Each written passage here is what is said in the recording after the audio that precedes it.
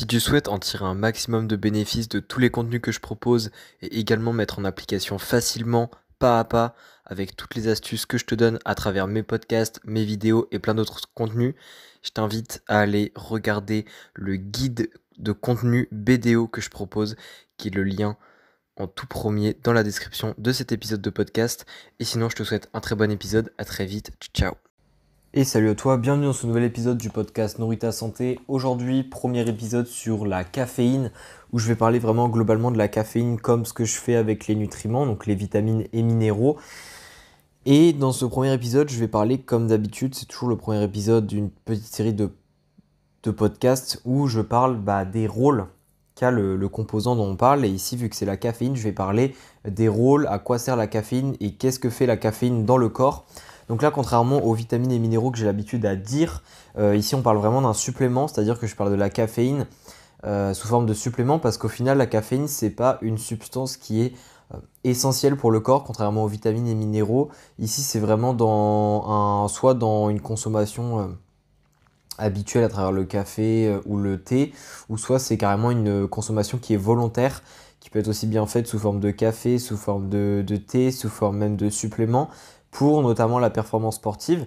Et je vais parler du coup des rôles vraiment de la caféine. Donc ici, je parle pas du café, je parle pas du thé. Il y a quelques différences entre les rôles de la caféine qui se trouvent dans le thé et dans le café et les rôles du thé et du café en eux-mêmes. Donc si tu veux que je parle dans des épisodes séparés du thé et du café, n'hésite pas à me le dire, ça pourrait être intéressant. Donc pour les rôles, alors je pense que cet épisode va être assez rapide. Eh bien, tout simplement, le premier rôle qu'a le café, c'est d'avoir une sensation d'être éveillé. C'est-à-dire que quand tu bois du café, tu as l'impression d'être à moitié réveillé, que tes sens sont éveillés plus exactement. Et en fait, ça, c'est vraiment un impact nerveux qu'a le café. Donc c'est principalement un mécanisme qui nous amène à ça. Alors en fait, le café va créer des changements au niveau des neurotransmetteurs qui sont stimulés dans le système nerveux. Et plus exactement, le café, c'est un antagoniste de l'adénosine, des récepteurs d'adénosine plus exactement, et notamment des récepteurs d'adénosine A1 et A2A qu'on appelle. Et en fait, l'adénosine, elle, à quoi elle sert dans le système nerveux? Généralement, c'est une molécule qui permet d'inhiber qui a en fait un effet inhibiteur au niveau du système nerveux central. C'est-à-dire que généralement, elle a tendance à diminuer la synthèse de dopamine et de noradrénaline, qui sont deux neurotransmetteurs ayant, on va dire, un effet excitant sur le système nerveux, c'est-à-dire le fait d'être plus actif, le fait, voilà, aussi bien nerveusement que activement, d'être plus actif, c'est un petit peu ça l'idée. Et vu que le café est antagoniste, c'est-à-dire qu'il inhibe, si on pourrait dire, l'adénosine, qui a justement cet effet réducteur au niveau de la dopamine et de la noradrénaline, au final, ça fait que la caféine permet d'augmenter de manière indirecte la dopamine et la noradrénaline, pardon. Et du coup, à travers ça, en fait, ça fait que quand on boit du café, on a cette sensation d'être plus éveillé, d'être, on va dire, plus actif, parce que c'est notamment grâce à la dopamine et la noradrénaline qui sont en plus haute concentration, ou du moins qui sont moins inhibés, que cet effet a lieu. Donc cet effet-là, il dépend généralement de la dose, c'est-à-dire que selon la dose qu'on prend, ça va plus ou moins être le cas. Et ça dépend aussi des individus, c'est-à-dire qu'il y a des individus, si on boit si on boit très souvent du café en des doses très élevées, cet effet va être beaucoup moins grand que la même quantité chez une personne qui boit quasiment jamais de café, qui en boit très occasionnellement. Enfin voilà, c'est d'un individu à l'autre, ça varie beaucoup. Après, il y a aussi la consommation au niveau de l'individu, mais il peut y avoir même deux individus qui ont la même consommation, il n'y aura pas les mêmes effets. C'est très individuel aussi, mais de manière générale, c'est quand même quelque chose qui dépend de la dose. Donc voilà. Alors, il y a aussi des études qui essayent de mener un peu les effets qu'a la caféine qui pourraient être par exemple négatifs. Il y a des études qui ont du mal à savoir si la caféine serait liée à l'augmentation de la pression artérielle. Alors, Enfin, je dis la consommation de café, d'ailleurs, c'est plutôt la caféine, hein. À chaque fois, je pense tout de suite au café, mais pas forcément. Et du coup, la caféine pourrait augmenter la pression artérielle si on consomme plus de 250 mg de caféine par jour. Alors, ce sont des données, ce sont des valeurs que les études essayent de recueillir, enfin, ce sont des moyennes que les études essayent d'établir à travers différentes études menées sur des personnes saines, parfois aussi des personnes un peu ayant des profils spécifiques.